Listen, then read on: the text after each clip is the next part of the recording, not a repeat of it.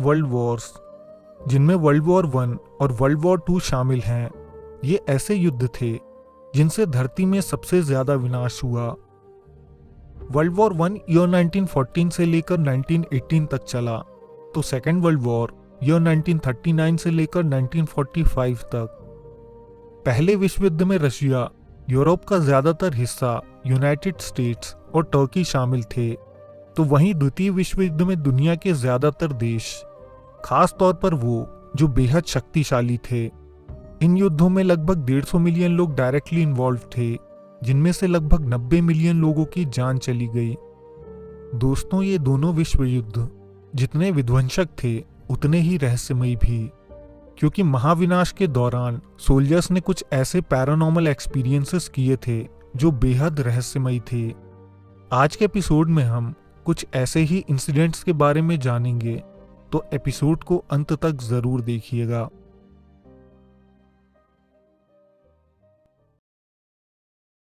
अगस्त 27, 1914। World war one शुरू हुए बस 2 हफ्ते बीते थे। ब्रिटिश फोर्सेस फ्रेंच मिलिट्री को असिस्ट करने के लिए बढ़ रही थी, क्योंकि जर्मन आर्मी बेल्जियम को लगभग पार कर चुकी थी और फ्रांस की तरफ बढ़ रही थी। जनरल सर जॉन फ्रेंच के नेतृत्व में ब्रिटिश फोर्सेस बेल्जियम के सदर्न टाउन मॉन्स तक पहुंच चुकी थी। यहां उन्हें पता चला कि फ्रेंच आर्मी में काफी कैजुअलिटीज हो चुकी हैं और वो हार की कगार पर खड़े हैं। जैसे ही ब्रिटिशर्स ने अपनी पोजीशन ली, उन्हें समझ आ गया कि जर्मन आर्मी को इस समय हराना संभव नहीं है। जर्मन आर्मी पूरी ताकत से प्रहार कर रही थी और ब्रिटिश सोल्जर्स को सरेंडर करने के लिए कह रही थी। अब ब्रिटिश सोल्जर्स एक कदम पीछे हटते हैं और कुछ देर का ब्रेक लेकर आगे की स्ट्रैटेजी सोचने लगते हैं। उन लोगों को समझ आ जाता है कि अब उन्हें मरने से कोई नहीं बचा सकता। कुछ सोल्जर्स प्रे करने लगते हैं, तो कुछ अपने जीवन की अच्छी यादों के बारे में सोचने लगते हैं। लेकिन जैसे ही जर्मन आर्मी एकदम करीब पहुंचने वाली होती है, एक सोल्जर को पुरानी और अजीब याद आती है। उसे वो रात याद आती है जब वो अकेले बैठकर डिनर कर रहा था। उस प्लेट में सेंट जॉर्ज को डिपिक्ट किया गया था, जिन्हें आर्चर्स या धनुर्धारियों का पेट्रियन सेंट माना जाता था। मान्यता थी कि बैटल ऑफ एजिनकोर में सेंट जॉर्ज ब्रिटिशर्स की मदद करने आए थे। इसके बाद सोल्जर की नजर एक लाइन पर पड़ी जिसमें लिखा था, may Saint George be a present help to the English. ये डरा हुआ सोल्जर इस फ्रेज को मन में बार बार बोलने लगा और तभी एक चमत्कार हुआ। आसमान से आमीन की आवाज आई, जो बाकी सोल्जर्स ने भी सुनी, और ब्रिटिशर्स की साइड हाथ में बो और एरो लिए एंजल्स की आर्मी तैयार खड़ी थी।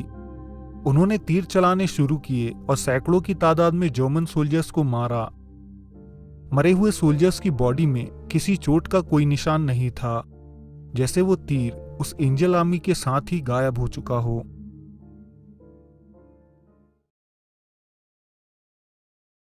दोस्तों, अगर कोई ऐसा ख्याल है जिसने मैनकाइंड को सेंचुरीज से फैसिनेट किया है, तो वो है मर्मेड के अस्तित्व का ख्याल। डाइवर्स से लेकर एक्सप्लोरर्स तक सबने मर्मेड को देखने के दावे किए हैं, लेकिन वर्ल्ड वॉर टू के दौरान सैकड़ों सोल्जर्स ने भी मर्मेड को देखने का दावा किया था। इंडोनेशियन फोल्कलोर्स में मर्मेड्स को ओरंग इकान कहा जाता है। ईयर 1943 जापानीज सोल्जर्स इंडोनेशिया के काई आइलैंड पर स्टेशन थे, जहां उन्हें पता लगा कि इंडोनेशियन फोल्कलोर्स में सुनाई जाने वाली ये कहानियां कोई कल्पना नहीं बल्कि सच है। काई आइलैंड्स के 555 स्क्वायर माइल्स के एरिया पर अलग अलग सोल्जर्स तैनात थे, और इनमें से सैकड़ों सोल्जर्स ने आधे इंसान आधे मछली जैसे जीवों को देखने के दावे किए थे। इन सोल्जर्स का पहली बार मर्मेड से सामना तब हुआ जब सोल्जर्स के एक ग्रुप ने आइलैंड को एक्सप्लोर करने का फैसला किया था।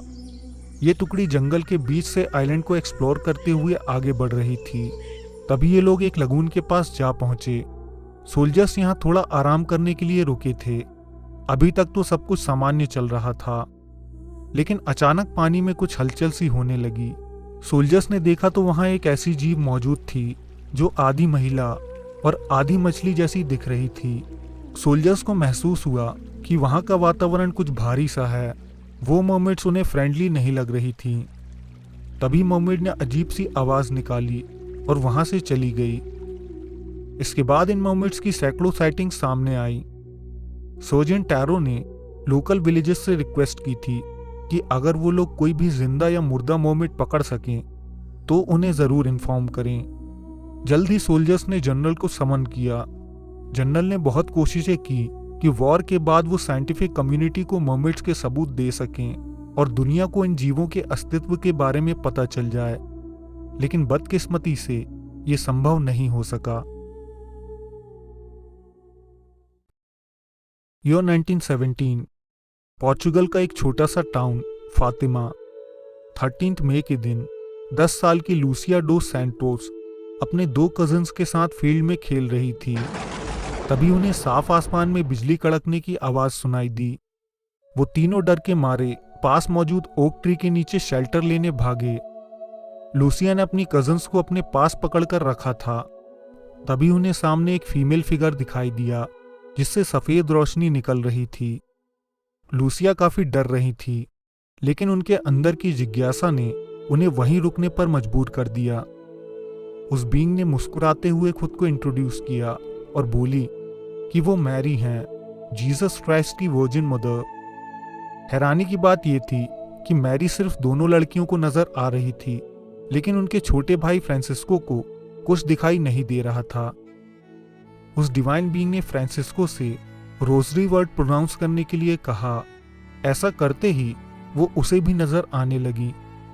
मैरी ने बच्चों से कहा कि वो कुछ महीनों तक इसी डेट पर उनके सामने फिर से आएंगी और वो मिलकर चल रही इस वॉर को खत्म करेंगे जिससे उनके देश को खतरा है। इसके बाद वो हवा में उठी और गायब हो गईं। बच्चे जल्दी से अपने घर पहुंचे और उन्होंने अपने पेरेंट्स को सारा किस्सा सुनाया। जल्द ही ये किस्सा लोगों में फैलने लगा और जब अगले महीने उसी तारीख को बच्चे मैरी से मिलने पहुंचे तो उनके साथ 50 लोग और भी थे। तीनों बच्चों के सामने वो डिवाइन बीइंग फिर से आई, उनसे बातें की और वापस चली गई, लेकिन बाकी मौजूद लोगों को कुछ दिखाई नहीं दिया। इसके बाद उन बच्चों के साथ सैकड़ों और लोग भी इस डिवाइन बीइंग को देखने आए थे। इस बार वो बीइंग किसी को दिखाई नहीं दी, लेकिन वहां मौजूद लोगों ने बच्चों के आसपास एक वाइट हेज या ग्लो देखा जो ऊपर उठता हुआ हवा में गायब हो गया। अब तक बात पूरे इलाके में फैल चुकी थी। नेक्स्ट मीटिंग में और भी लोग इस फिनोमेनन को देखने पहुंचे। इस बार लूसिया ने वहां मौजूद लोगों से कहा कि मैरी एक आखिरी बार फिर से आएंगी और इस बार वो सबको नजर आएंगी। कुछ हफ्तों बाद इस इवेंट को देखने लोग कोने कोने से आ पहुंचे। 13 अक्टूबर 1917 काले बादल घिरे हुए थे और तेज बारिश की वजह से जमीन कीचड़ से भरी थी। इस इवेंट में जो भी हुआ उसे आज मिरेकल ऑफ द सन कहा जाता है। अब इस भीड़ में 70,000 लोग शामिल थे, जिसमें scientist, explorers, doctor, government officials और सभी प्रकार के लोग थे।